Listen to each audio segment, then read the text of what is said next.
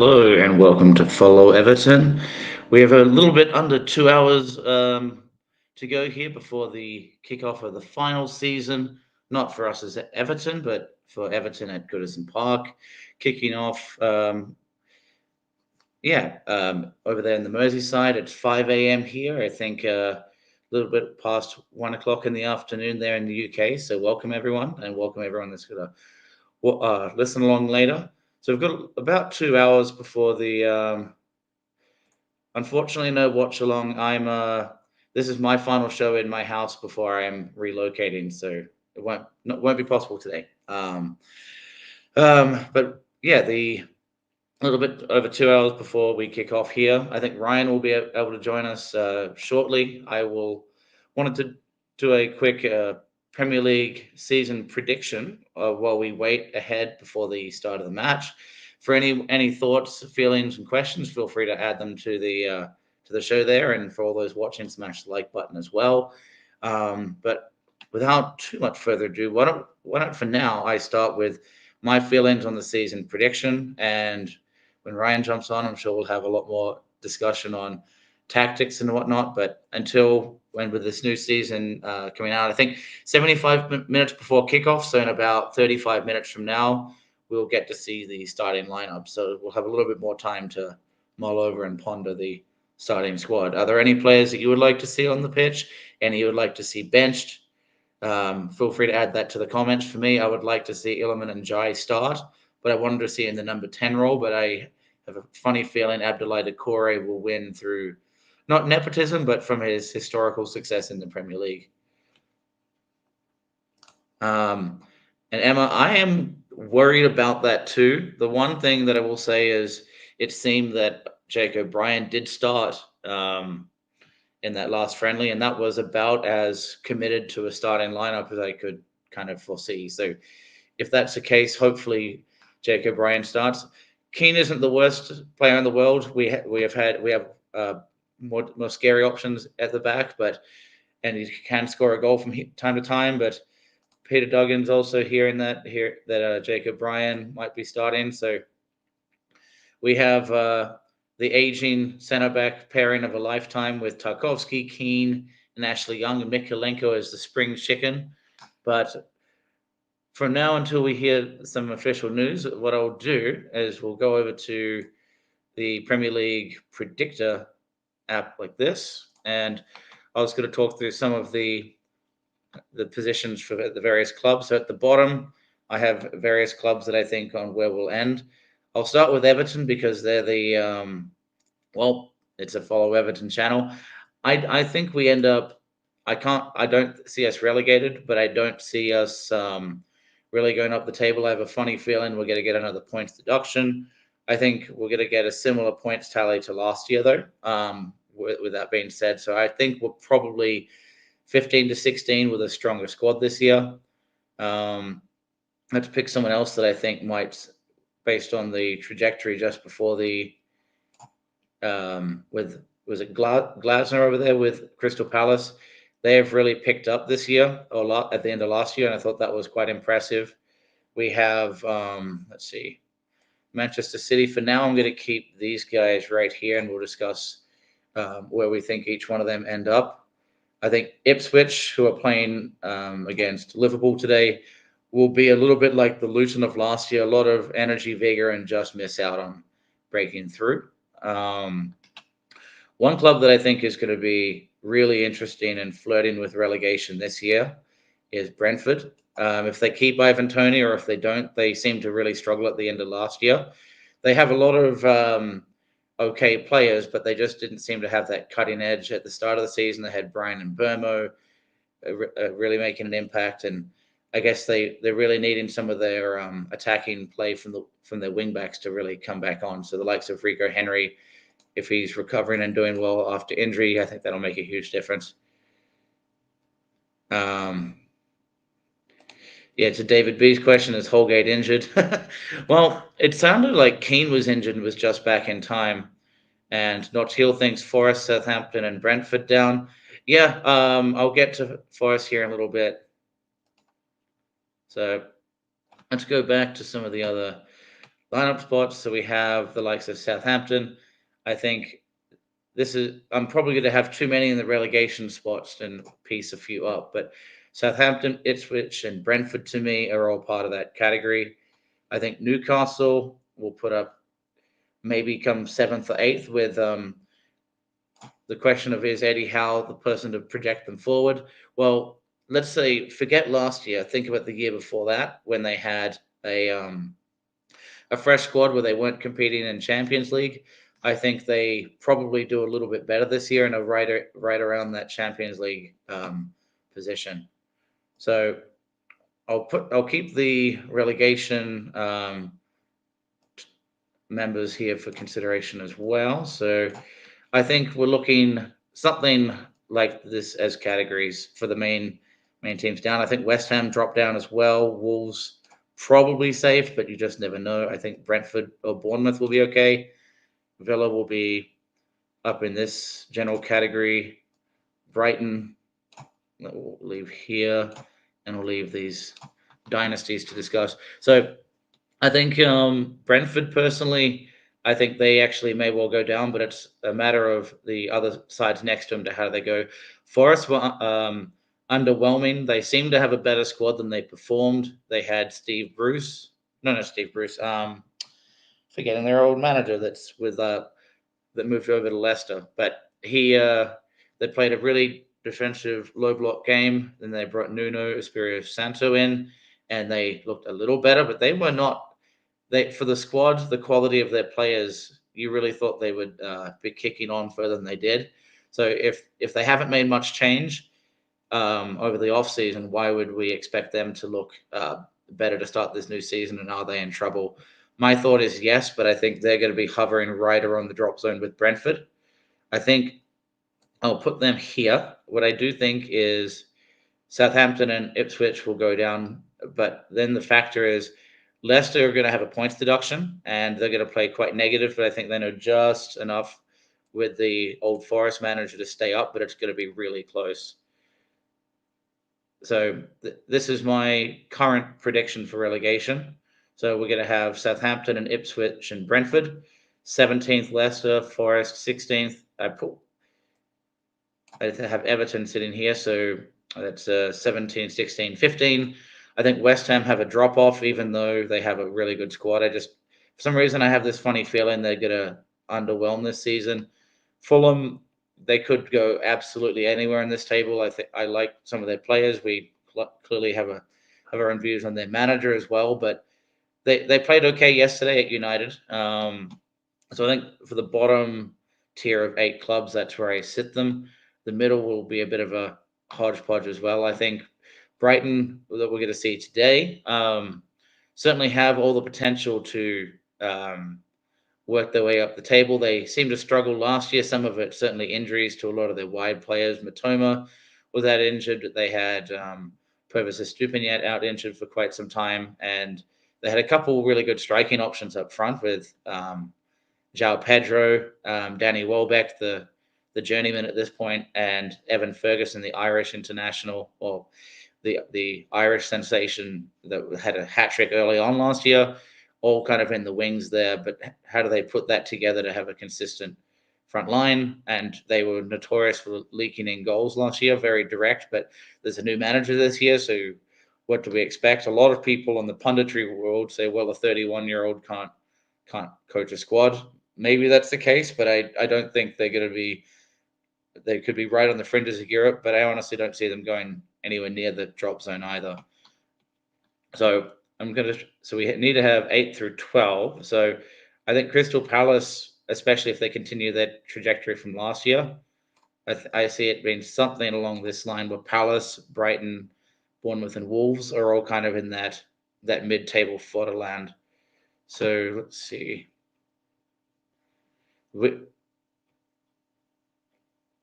Well, if Ryan wants to tag along, he's welcome to add his view in too. But West Ham, yeah, they've been consistently there, but there's just something about it where like you can have a good squad, but are they putting it together? I really like Mohamed Kudus, and a lot of us have.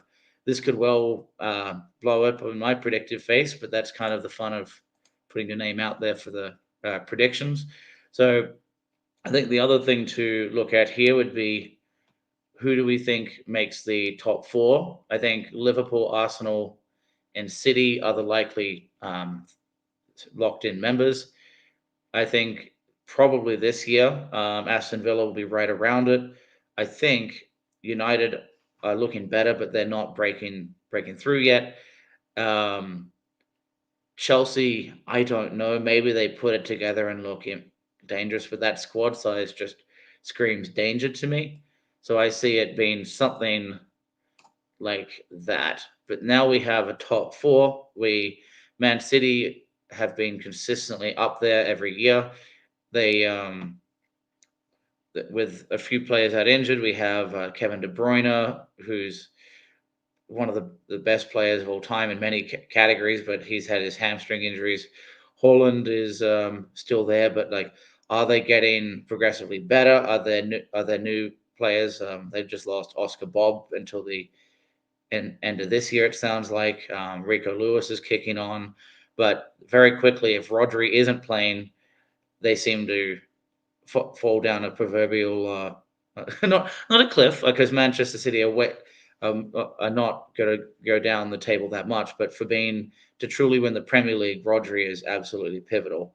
So, and they have a few wing considerations to have. I don't think, in some respects, ever since they moved on Ilkay Gundogan, did they really replace him in the middle? Well, John Stones can kind of do it, and they're pretty creative, but I actually think if there's a year for Arsenal to win it, it is this year. So for now, this is where my table sits.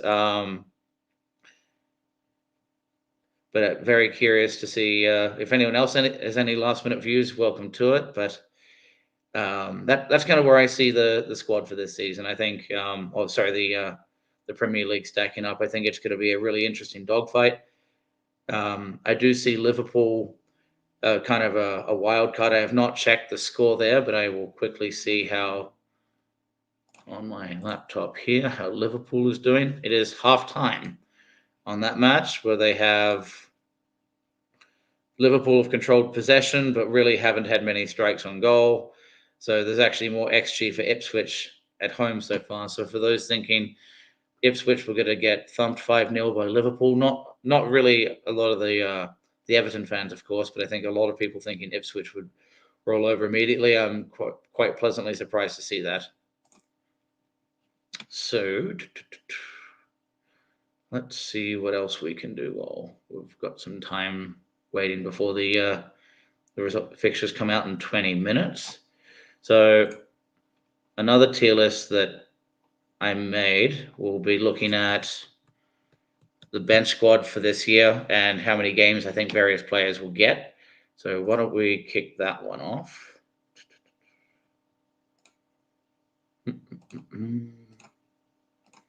Share screen. Which one?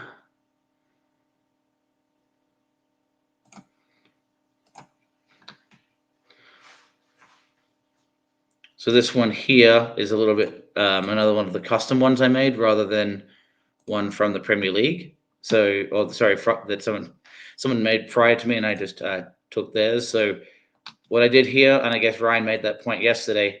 This would be like 20 to 29, but you're not 30. So like this, 20 to 29, 9 to 19, or 10 to 19, 5 to 9. Bench fodder, meaning, well, they're going to be on the bench a whole lot and not many games at all. And then we have some players that are in the squad that we just won't see any minutes even on the pine, so not even hitting the bench. And then I've put a fun category of, well, I wish they didn't play for us. So let's start with some of our key contributors. I think Jordan Pickford, if he's fit, he plays, unless there's some drastic injury. Yeah, either an injury or he gets traded. But if he's in the Everton squad, he's playing and basically the first name on a team sheet. No offense to João Virginia, but I think he's going to be on the bench basically as a very reliable backup keeper, though. So what I imagine to see is, only unless things drastically change, Nathan Patterson is he should be getting more game time, but I just don't see it. So I think throughout this season, depending on the squad depth, and right now we're desperately needing it. I think we see Nathan Patterson for about 5 to 10 matches this season. I'll put first, wish they didn't play for us on the spot here. I think we all know our feelings on Holgate. He was quite needed in that season. In that season where we just got by on the second to last match against Crystal Palace that season, it was him and Ben Godfrey holding the fort with a lot of injuries to Gary Mina and co. But was he consistently reliable? No, and every time he's came back, he's looked shaky and been prone for silly yellows and reds, even while on loan. So I think right now the time has come for him to move on, and hopefully he gets opportunities somewhere else before the end of the transfer window. So Michael Keane, I can say I wish he didn't play for us, but right now, based on the centre half options we do have, him being on the bench as a fourth centre back option, maybe not hitting the pine and being in the reserve squad is a good spot for him. But until we can get someone else coming in, we really do need a fourth centre half for bench. So until that other option comes along, I think he sits right there. So Tarkovsky, I think this could be a season if Jake O'Brien is fully fit and Jared Branthwaite are fully fit, and O'Brien is proving himself, that Tarkovsky drops into this category here, where he plays a majority of the year, has a few niggling injuries and some rest when we have either we're versing a weaker opposition, or we just need to give him rest in the legs. But I think he's going to be playing a significant amount of matches this year. I'm curious if he ends up being 30, 38. That could certainly happen, but I think it would be, in the ideal world, we either play three at the back and then maybe he's up here, or Jake O'Brien starts to take some of his minutes once he gets acclimatized back to the Premier League. As we know, he played for Crystal Palace a few years back, but similar to the Jared Branthwaite scenario for us, he was playing in the Premier League, struggled a bit with the or wasn't getting in the squad, went away, proved themselves in Europe, and if at that point he comes back and hits the ground running, he could certainly be that impact player. So from what we were hearing from everyone in the chat, that Jake O'Brien may not be starting today. So that's where my the pessimism of where O'Brien actually sits. I think he should be at the 20 to 30 range with Tarkovsky. But if Dyche is worried about bringing in new players and not taking risks, I see it being somewhere like here. Dwight McNeil, I think, needs more rotation. Will we get it? I think that's going to be very much based on Illiman and Jai and Jesper Lindstrom forcing him out of the squad. I see him either in every single match, or as a starter or as a bench player. I think it would be handy for everyone if he was in the 20 to 30 range. Again, similar to the Tarkovsky point, especially for a winger, if you're playing every single minute of every match, is that really giving you that explosive energy that you need as a player to break the lines in these critical matchups? So let's go to DCL now. I think if he's fit, I can't see a situation where Dyche doesn't put him in the starting fixture, but we know he's notorious for niggling injuries, and some of them last year weren't his fault, but he was on the sidelines from time to time. So I see if he's fit, he's playing, but I doubt he's available for all 38 this year. And I also realize that Dyche likes him if he's in the squad. So I think I see him being here. The only reason he would drop down lower, of course, is if he does get his move away, knowing he's out of contract at the end of the season. So if he's out of contract at the end of the season, are we really expecting us to not try and get some cash out of him before that situation arises? So one that I would love to see a lot of time this year and exposure is Illiman and Jai. And again, it's kind of on the, well, do Jack Harrison, Abdoulaye Doucouré, the old favorites from last year, the old dependables, are they part of Dyche's future plans, or is this the year of change? What I expect to see is something like this, where Njai is going to get more and more involved in that starting lineup throughout the year. but he may not get to start or be come off the bench in every single match. Let's say Everton are up 1-0 today at Goodison Park with 20 minutes remaining. I think they keep on Abdoulaye Doucouré for physicality and just play low block. And on matches like that, if Njai did not start, you might not see him come on.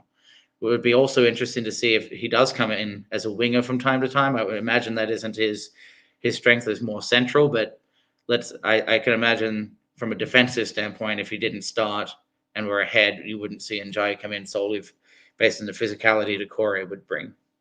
So Jack Harrison, I think it is the right wing is his until Jesper Lindstrom proves and takes it away.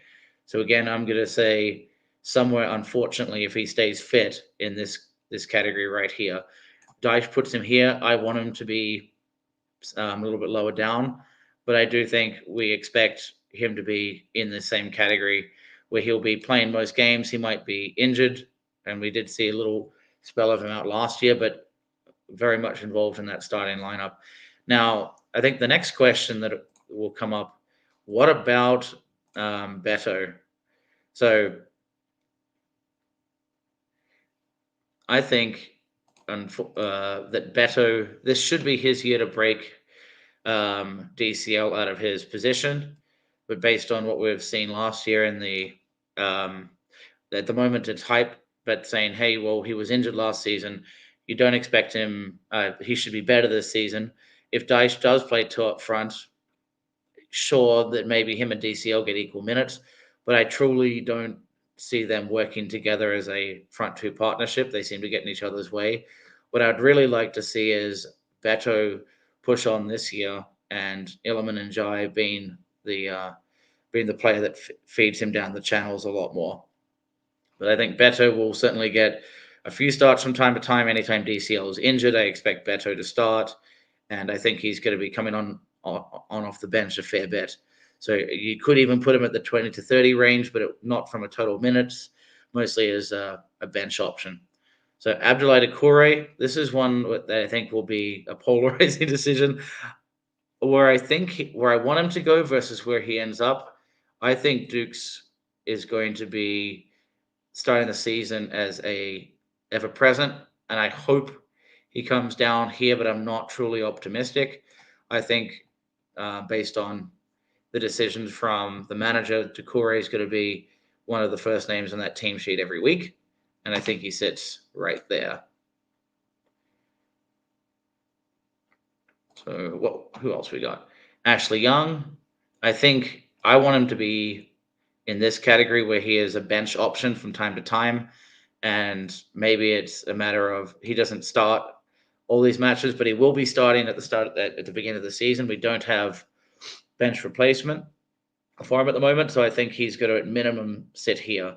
I think probably before they bring back Coleman, Patterson, or even James Garner, I don't see a scenario where Ashley Young gives up that right back spot, which is a really scary situation. But I see him being our right back for at least the first 5 weeks. Maybe was it after match week 4 in the international break? It'll be time right around there, maybe. So maybe it's 4 weeks, and then that's enough time for some of our squad to come back to full fitness. So, irrespective of Brian's view of the attacking prowess of Vitaly Mykolenko, I think right now he's someone that we can rely on. Steady, can drop into a center half position, play advanced, may not be comfortable in that advanced role without the likes of McNeil pulling off from that side. But hey, I think we have someone that we can bank on to start matches if he's fit. So the next character here, in Neil Mope, if he didn't play for us, I'd enjoy his banter, but the reality is he might end up getting a few minutes solely if as a third option while Timothy is out, but there are a few other players that I'd prefer to see in that same role. He likes kind of playing as a false nine or playing off the striker, and that's taking away critical minutes from Iliman and Jai. So you may well see him in the lineup for the next couple of weeks, but I would not imagine he'll be involved for the rest of the season. I think Seamus Coleman, even if he was fit every week, the reality is his body won't let him do that anymore. I see him in a similar spot, but for different reasons to Nathan Patterson. I see him getting only maybe 5 to 10 matches, but very quickly, what I'm realizing by pulling this chart together, our right back options are really not getting that much game time between Patterson, Coleman, and Young.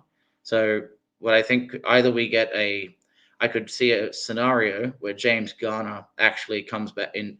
I'm not sure it's the perfect option, but he does seem comfortable running forward from a defensive position in right back. So I think he may well jump to that position more often. But what I do worry about him though is tracking back and defensive awareness. If he does play in the middle, I guess as of right now, I think he's second fiddle to the Idrissa Gana Gay and Tim Eric Boonham combination. But I think for those that watched some of the tactical vids last year that I did, James Garner certainly, if there's a really open field in front of him, he's really effective. But some of these games when it's quite messy in the midfield, does he dominate or does he kind of get swept up in the sea of busyness in that industrious midfield in a Premier League match? It seems to be that way for him, but hopefully he's getting comfortable with those tactics as he comes along. So it looks like Ryan will be joining us shortly.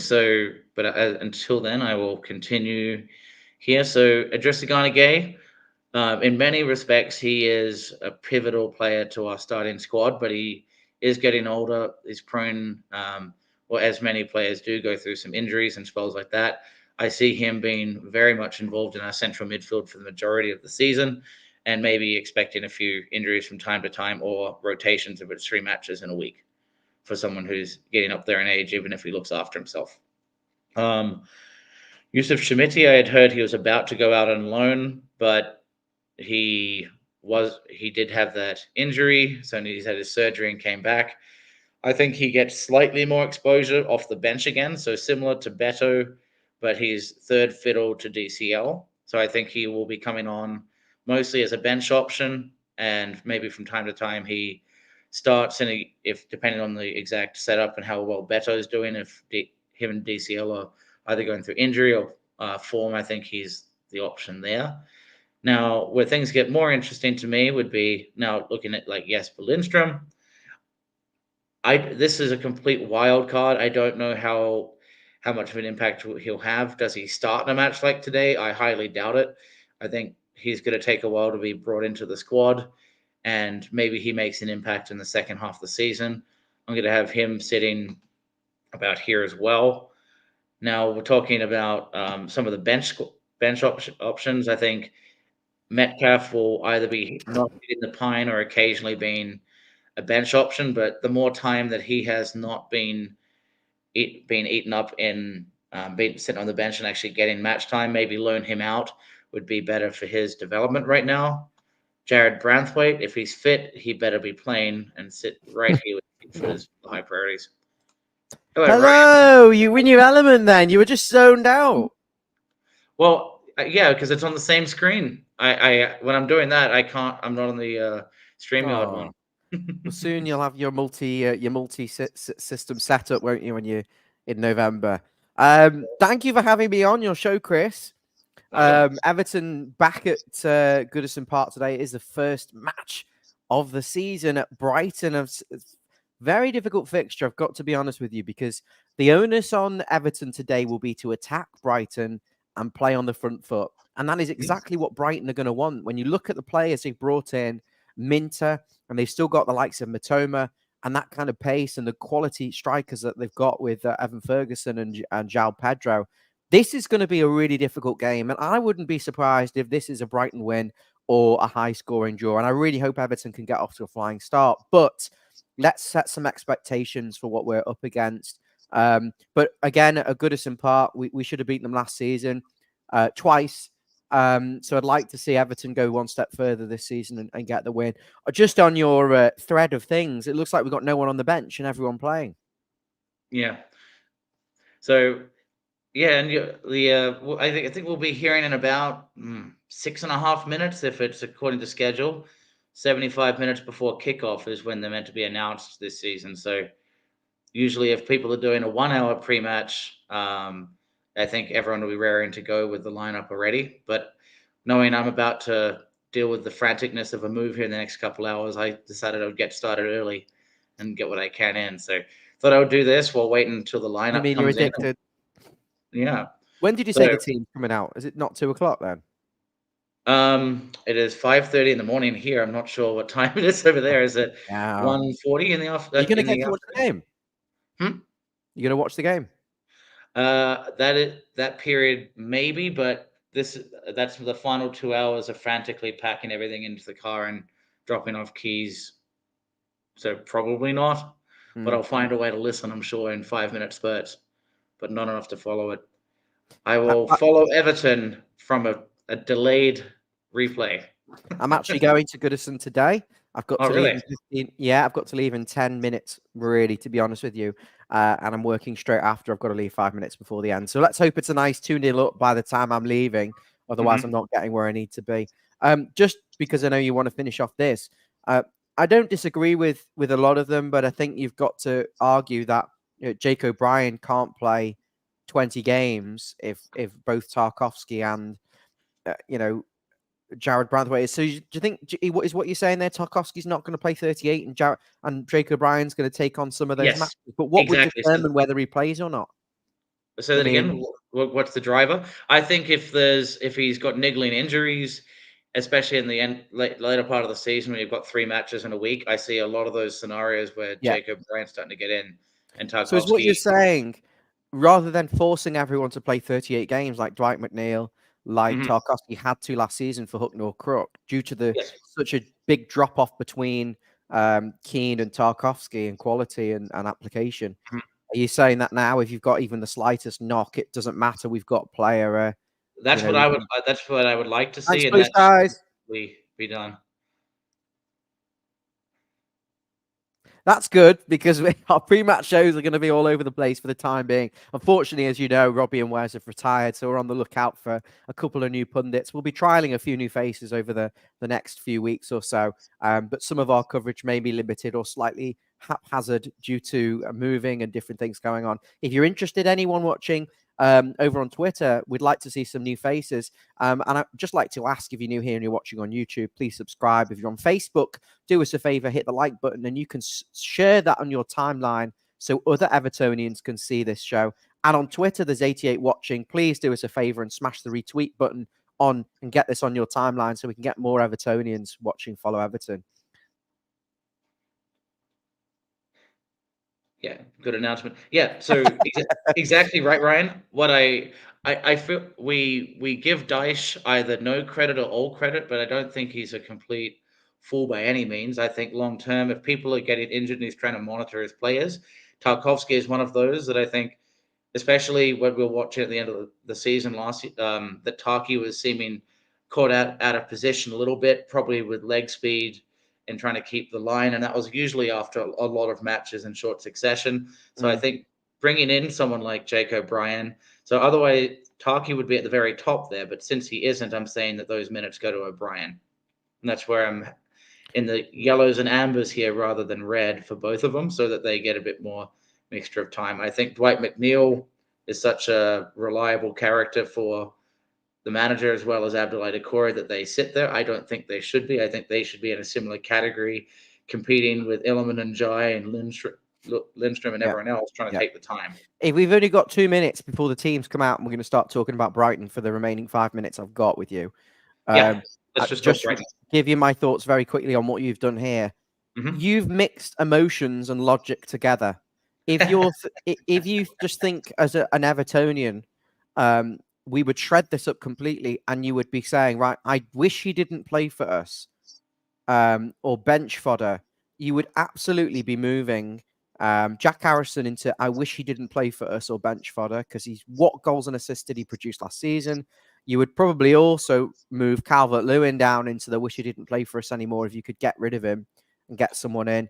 And as brutal as it sounds, Ashley Young into the I wish he didn't play for us. Nathan Patterson in there as well. Keane in there as well. And I'm sorry to say, poor Seamus as well. He's just not the player he was. He's also got to go in there. I wouldn't say I wish he didn't play for us. I don't want to be that mean. But I just think his career's finished. It was struggling for fitness last season. So a year older, is he really going to be playing 38 games? Prove me wrong, Shay. And probably Yusuf, he should be on loan. So I'm just thinking from the heart, logically, you're spot on. Jack is going to play 20 to 30 games. Coleman's probably going to play. You bob on with it, but you've mixed your emotions and your logic. I thought this was a comical throwaway line down the bottom, so I added it just for the humor of it. They're not hitting. They're going to be bench fodder / not hitting the pine. What's the difference? Wish it didn't play for us is not the surely bench fodder is again a very strange one, because it's like saying they're not good enough for the starting 11, in which case I'm picturing quite a lot of them who are not good enough for the starting 11. Why I haven't made bench fodder, there's a few people last year, like Lewis Warrington, that were on the bench the entire season. You didn't see them. That's the role I'm saying. Like the prospects. You never want to. Yeah, you need them there for emergencies. But that's what the bench fodder spot is for me. Okay, have we got team news? Have we got team news? Have we got team news? Have we got team news? Have we got team news? Come on. I've only got 5 minutes. I've really got to get moving. Well, I'm pressing the refresh button as fast as I can. I'm seeing myself. Looks like let's see. It appears that we have Pickford, Young. Oh, it has come out 15 minutes ago. Mikalenko, Garner, Eric Bunham, Harrison, McNeil, Decore, Calvert-Lewin. So no surprises. Are you surprised? I'm a little disappointed that we had to bring Michael Keane back, but I'm not surprised either. You have that hunch that, well, he's going to play it safe, but playing it safe is not correct here. But let's see if I can. He knows how to fucking ruin the atmosphere before the game's even started. Is he fucking joking? Yep. Let me show you the lineup. And we've lost Ryan, everybody. Ladies and gentlemen, we have a technical difficulty with an angry Ryan walking out the room. I am. I can't get too mad. Otherwise, I'm gonna lose my plot before I do my move today. So, but I will show. This was the lineup card right here that was just announced on Twitter on the Everton page. So move that to here. So we were worried about it, and of course it came out. So it's either favorites or what he would say in terms of maybe it isn't his favorites. It's those that he trusts in those positions. But that sounds a whole lot like his favorites. I don't think we have a replacement for Ashley Young unless he wanted Roman Dixon right now. But why put Michael Keane in this spot? We've had. Fuck off! Fuck off, Dyche! O'Brien has been proving himself, and he didn't earn this spot. I have a feeling now. You're talking about terrible. And you've lost Onani. You've lost that protection. We've got to throw in a new kid and Jack Harrison again. Please. Mm-hmm. I know what he's going to do. He's going to cut inside to no one and spoof it. Calvert-Lewin couldn't hit a barn door with a banjo. Decore can't trap a bag of cement. Dwight McNeil's all left foot, but still doesn't want to go down the line and cross it in. And Mikalenko's allergic to crossing the halfway line.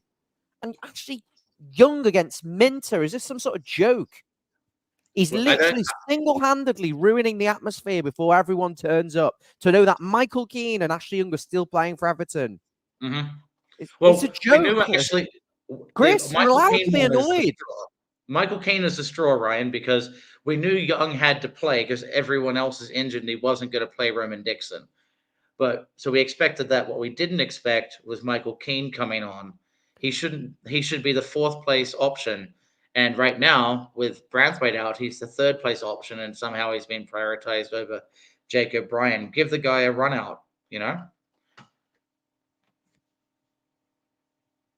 I would have started Jake O'Brien. Look, why would you pay 18 million for him?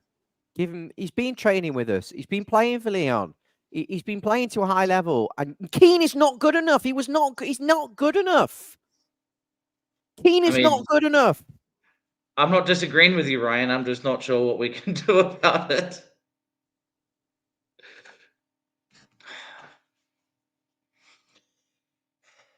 The other one that I knew was going to happen, but I did not want to see it, was Abdoulaye Doucouré instead of Njai. I expected Harrison over Lindstrom, honestly, but I thought Njai has actually earned his spot, and Doucouré has just grandfathered himself into his position.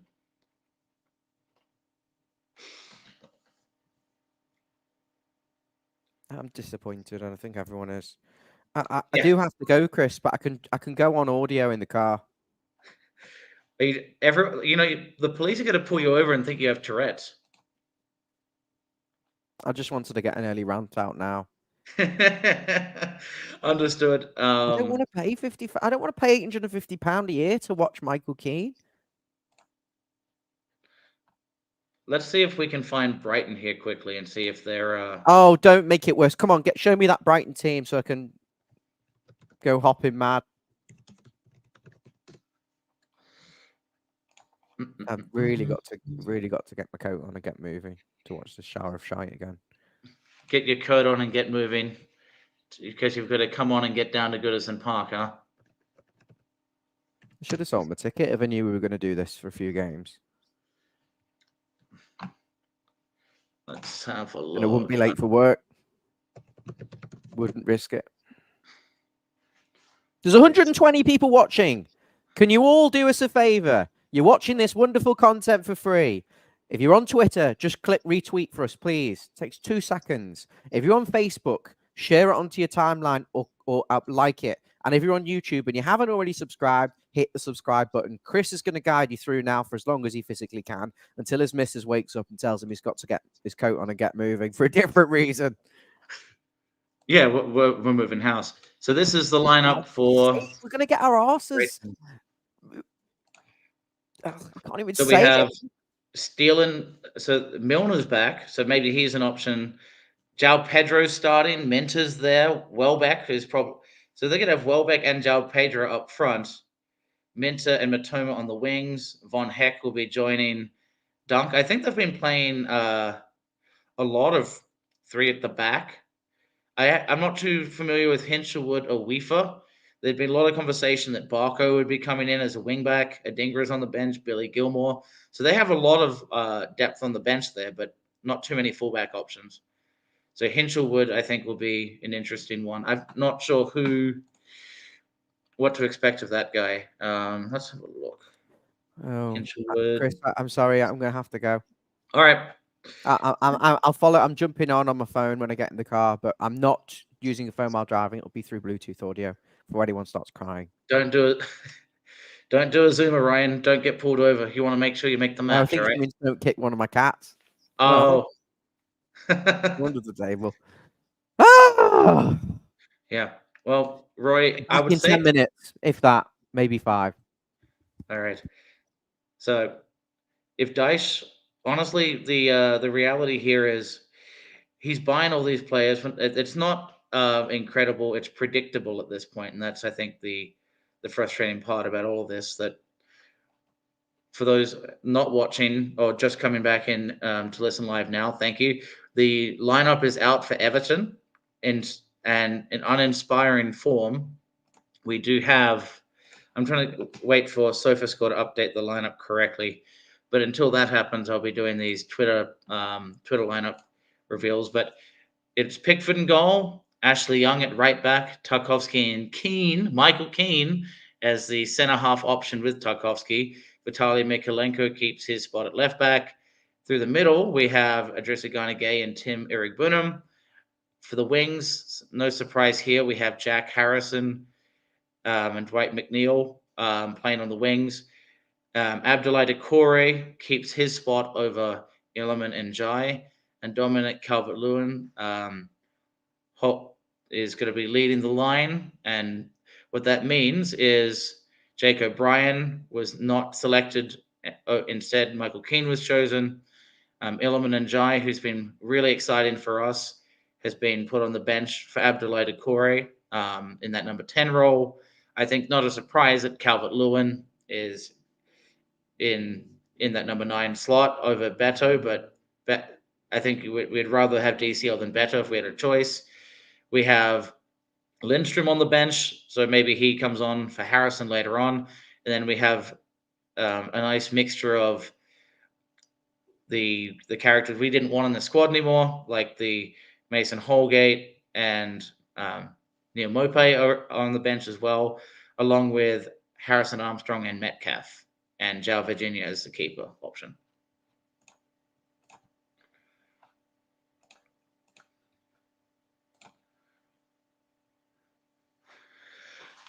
So now that we have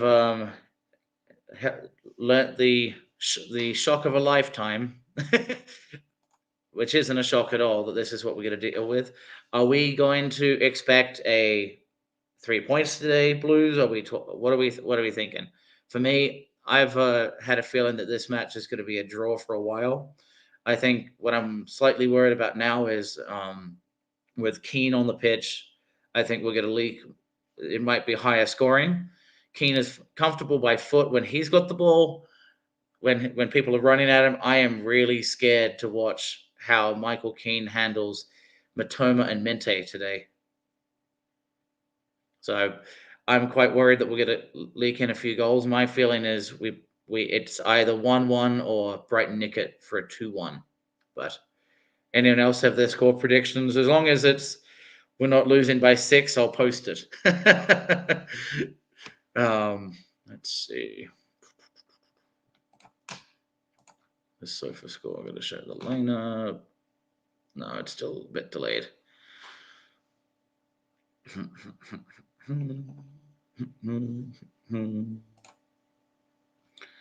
in other news, which Diego Jota and Mohamed Salah have scored in the 60th and 65th minute. So they are up 2-0 against Ipswich, which is very fitting with the last 5 minutes of tragedy for the blue side of Mersey, huh?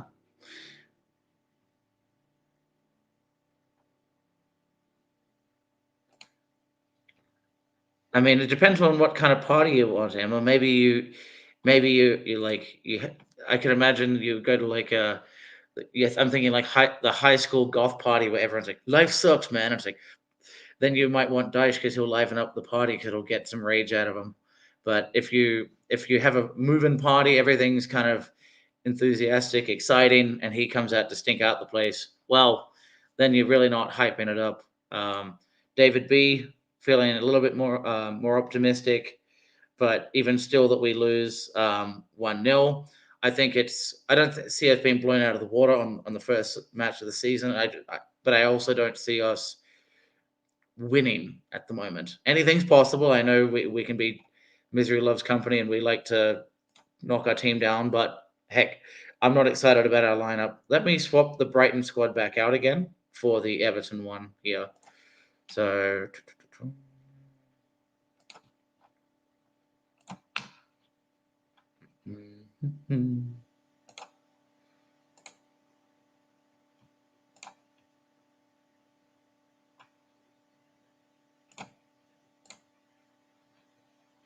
there we go.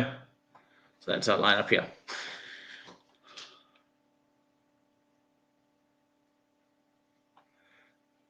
So Peter made a comment about a phone in. I'm not going to be available. I'm not sure who's doing the post match, and that's why I just wanted to do something here this morning while I still had time. I got up in the wee hours before everyone else is up, but I'm going to be. I've got a lot going on here today, so I may have to leave here in the next 15 or so. But wanting to talk you guys through the pre-match, but I'm not going to be able to go right until kickoff, but at least we have the lineups to discuss here.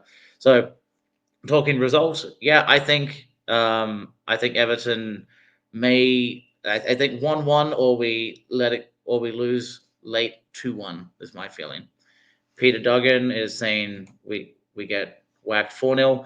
Certainly possible, but I think the reason why it wouldn't be 4-0 would be if we played defensive. The problem is we have Ashley Young and Michael Keane against pacey players that like to run at you. So I don't know what that turns into, other than hopefully we don't get red carded and there's a bloodbath going on in the back. Harrison and McNeil are going to have to play very defensive to support there. At least Tim, Eric Burnham, and Idrissa Gana Gueye are capable. Idrissa Gana Gueye is really good at pressing and shutting down spaces, and Eric Burnham being that line breaker. What I'm curious to see is what Abdoulaye Doucouré and DCL do up front. When I say curious, I don't expect anything that different from previous seasons, but we haven't really gotten to see the full lineup other than the match against Roma. And unfortunately, I wasn't able to watch that one back, so don't have too much to say on that one for right now. But for Paul, I appreciate your optimism that maybe let's hope for 3 points and we can always hope. But some of my supervisors at my old job here in Arizona would say the line "hope is not a plan," but it's better than no hope at all, I suppose.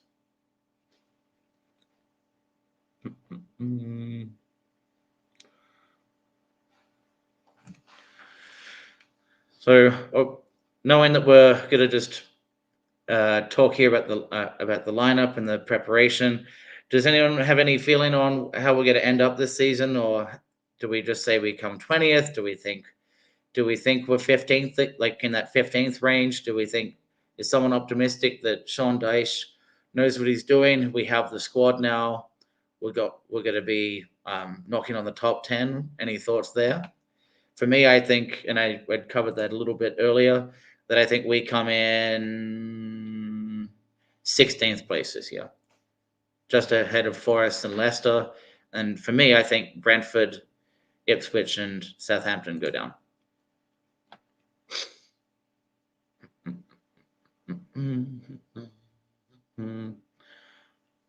So, Mr. Blue Skies, we do have some good options on the bench. Just hoping Dyche uses the bench.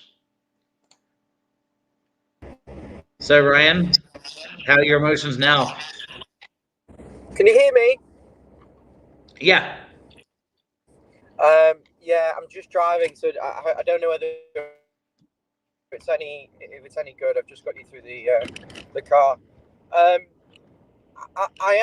I'm frustrated that I'm going to watch an Everton game in 2024 where I know what I'm getting. I haven't got that excitement because I know what I'm getting from those individuals. So I may be able to be calm, but at the same time, I want to feel excitement. I want to feel enjoyment.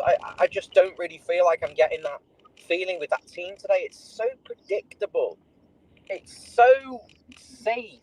And I feel sorry for people like my dad who are going to the match, who are fed up and just watching the same. And then we've had a summer's break and you're still turning out that team. And I think a lot of it's just going to come down to a couple of key individuals today. If Tim Orenbugen turns up and does very well, then I think we are in good hands for the season overall. But if he is completely outclassed by Brighton in midfield, we get done on the wings by their very good 1v1 defender attacking players, it creates a lot of worry about, oh God, we need fullbacks, we need defensive midfielders. So we're going to learn something today about the midfield, but at the same time, it's so predictable and safe. I just can't get excited. You've ruined the excitement for me. Yeah. Meanwhile, Brighton at least have James Milner as their equivalent, right? Someone predictable, but some squads need it. But we don't need to put in Abdoulaye Doucouré today. We do not need Michael Keane in the squad. If you need them, you understand. That's why I'm not upset about Ashley Young. We understand, other than we need better squad depth, it is what it is right now. We know we need Ashley Young at right back because we don't have options. We have options for Michael Keane. We have options for Abdoulaye Doucouré, and Eric Burnham being that midfield option makes sense because we have, in this case, not many other midfield replacements. I've got an idea of why. The reality is in this team today,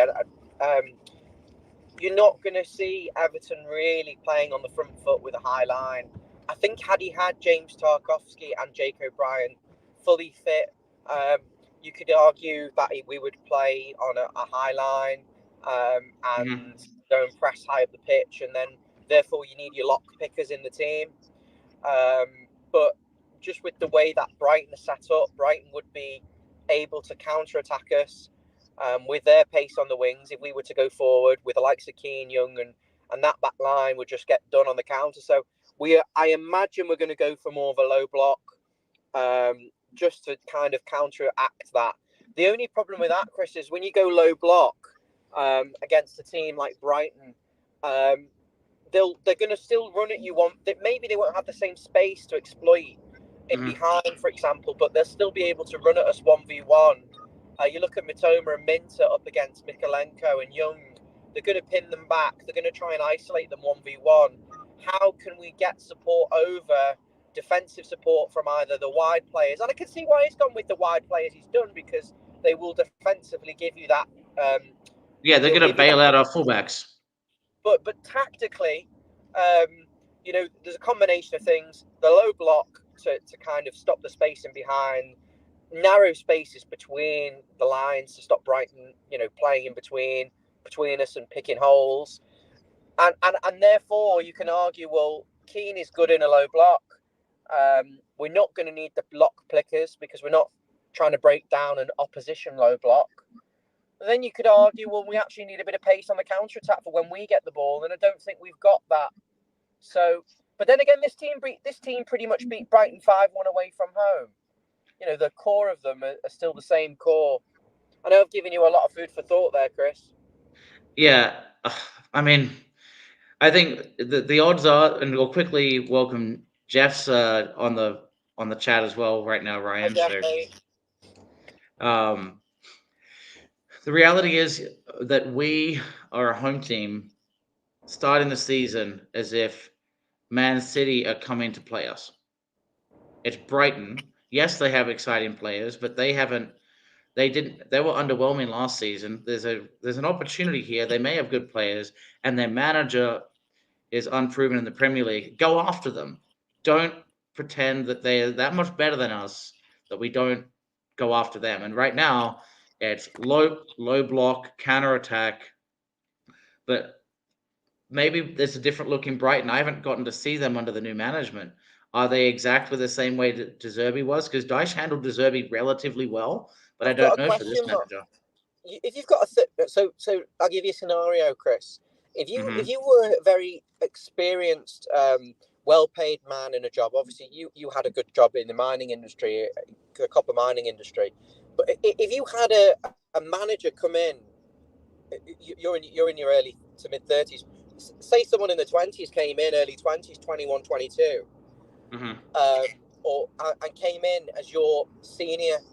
How would you feel? Would you feel comfortable taking orders off that person? And I do wonder with Brighton, yes, there isn't that dramatic sort of thing. But if he's 31 and he's got senior pros and he's got all these players, are they going to take this guy seriously, or are they going to take him for a ride? I do wonder. If it works, it works, Ryan. And that's the thing. You can have people coming into Chelsea with any manager. It doesn't work right now because they've got these high giant egos, think they're the whole world bows down to them, so they're not listening to them in the dressing room. And it's like, well, no, you're not. Like sometimes you need, maybe a young manager does it, but what you need is a bit of time to trust in the system for it to work. They've had most of the off season, but that's not a long time, especially with the Euros coming on. Are they really prepared? We can say that Everton are not prepared, but they know how to play the Dyche system by now. I don't know what Brighton is going to look like today. We know what Brighton have done in the past, that, they can hire while they have recruit to. We like the energy that they bring, and new managers come in and the same results happen. But that's no guarantee. So it's not a guarantee that they blow us out of the water today. Dyche said that Brighton like to get the ball forward quicker now, and they still use the wingers 1v1. Would you swap the Brighton squad for the Everton squad? Yes or no? Yes, but not under Dyche. Yeah. All right, I've got to get going here, Ryan. On the overall balance. Yeah. So for everyone watching, thank you for tagging along. It's moving day for me, so we're leaving out of the house here in the next few hours. So I wanted to get an hour in with you all lot. Hopefully, we see a nice 2-0 victory and enjoy the sun at Goodison on our return, but not holding my breath with the Michael Can you hear me, Keane Chris? and lineup scenario. Can you hear me, Chris?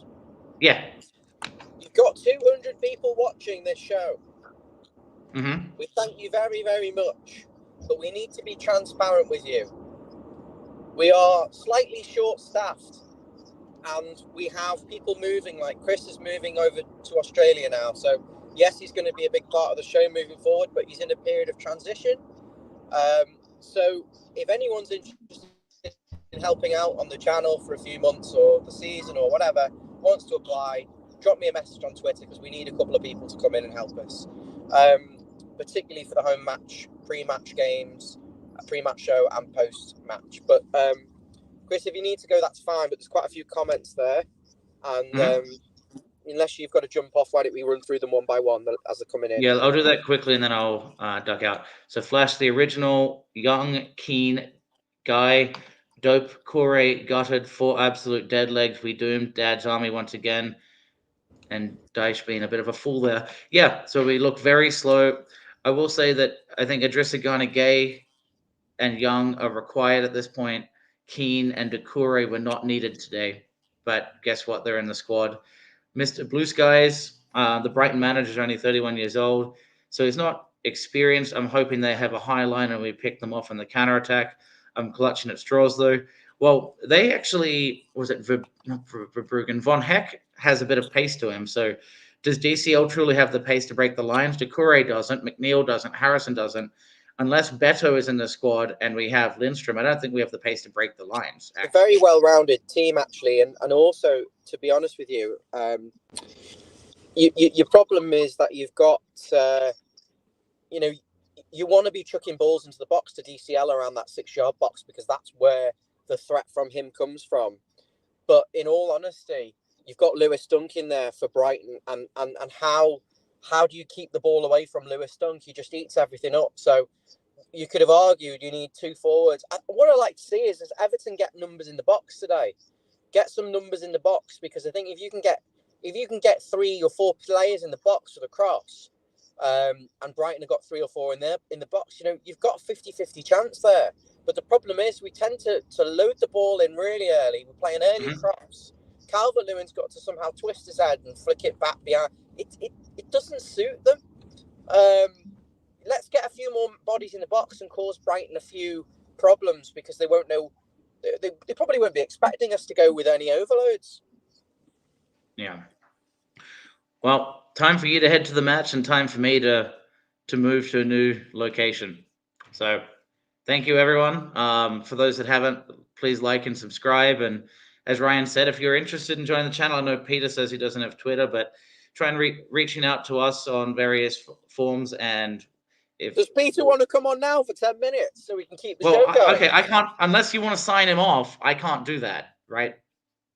Oh, I can't touch the phone while I'm driving. I can't share that link. Right, that's kind of the problem, but I also have to move house in the next 2 hours, so I've got to go. Go on. Bye, everyone. Bye-bye. Bye, fans. Up the toffees.